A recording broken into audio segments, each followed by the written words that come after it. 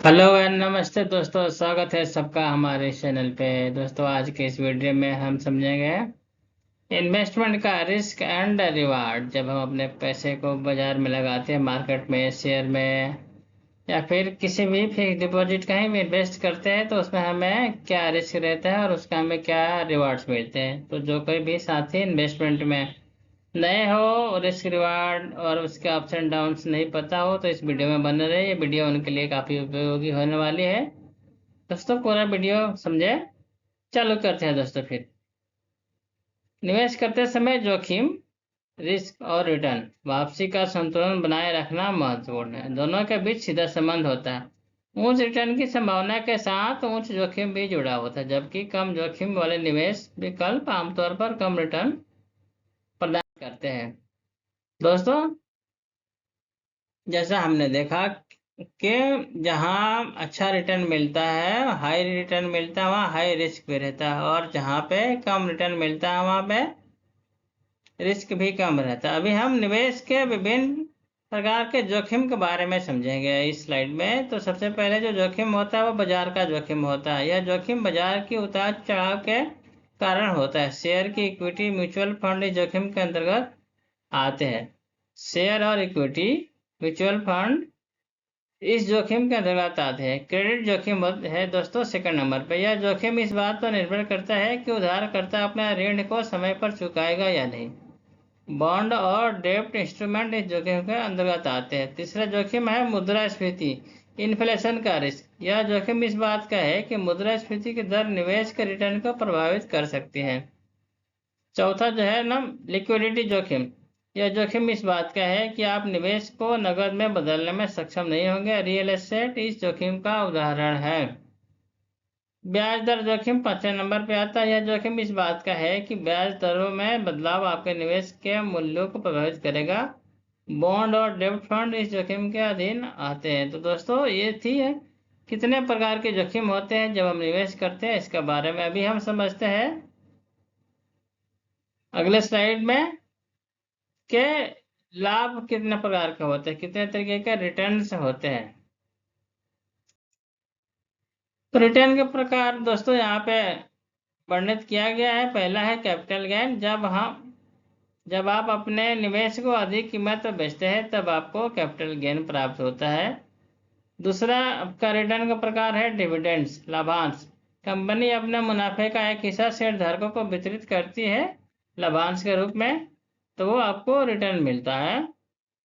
तीसरा है ब्याज। बॉन्ड्स और फिक्स डिपॉजिट पर नियमित रूप से ब्याज मिलता है। ब्याज जो आपको मिलता है, इंटरेस्ट मिलता है, वो भी आपका एक निवेश का एक रिटर्न होता है।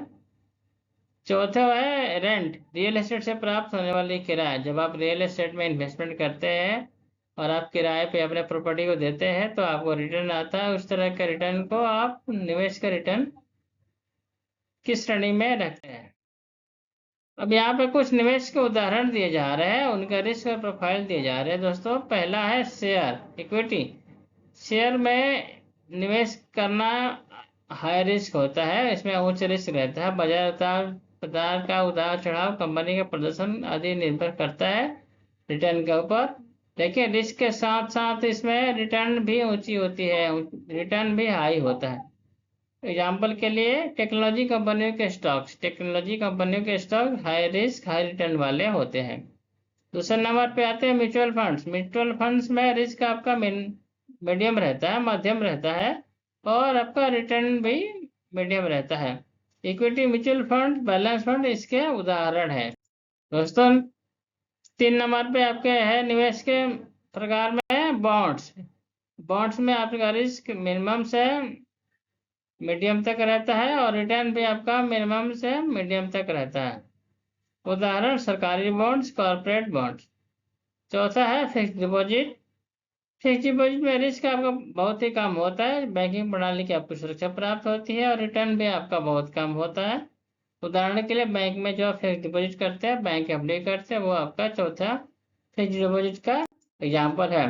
पांचवें नंबर पे है रियल एस्टेट। रियल एस्टेट में रिस्क आपका मध्यम से हाई रहता है और रिटर्न भी इसका आपका मीडियम से हाई रहता है। उदाहरण के लिए रिहायशी और व्यावसायिक संपत्तियां यदि आप खरीदते हैं, और उसको आप किराए पे लगाते हैं या फिर उसका संपत्ति का मूल्य बढ़ता है तो आपको अच्छा खासा रिटर्न आता है।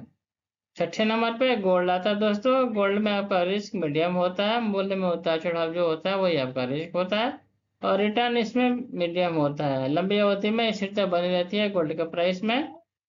उदाहरण के लिए गोल्ड ETF, फिजिकल गोल्ड आपका इसका एग्जाम्पल है। अब दोस्तों जब आप पैसे इन्वेस्ट करते हैं बाजार में तो इसमें जोखिम और रिटर्न का संतुलन बनाए रखना बहुत जरूरी होता है। तो इसको यहाँ पे एग्जाम्पल के द्वारा बताया गया है। निवेश करते समय यह महत्वपूर्ण है कि आप अपने जोखिम सहनशीलता के अनुसार निवेश करें। यहाँ पे कुछ सुझाव दिया गया है। विविधीकरण, डाइवर्सिफिकेशन, विभिन्न निवेश साधनों में निवेश करें ताकि जोखिम कम हो सके। आप अपने पैसे को एक ही जगह नहीं लगाएं बल्कि विभिन्न अलग अलग साधनों में अलग अलग जगहों पर निवेश करें ताकि आपका जोखिम कम हो। लंबी अवधि का नजरिया रखें। लंबी अवधि में निवेश का नजरिया रखें, विशेषकर इक्विटी में लंबी अवधि के लिए इन्वेस्ट करने से रिस्क कम रहता है और रिटर्न अच्छा मिलता है। नियमित समीक्षा करें, अपने पोर्टफोलियो की नियमित समीक्षा करें और जरूरत के अनुसार पुनर्संतुलन करें। वित्तीय सलाहकार की मदद, यदि आप सुनिश्चित नहीं हैं तो एक वित्तीय सलाहकार की मदद लें।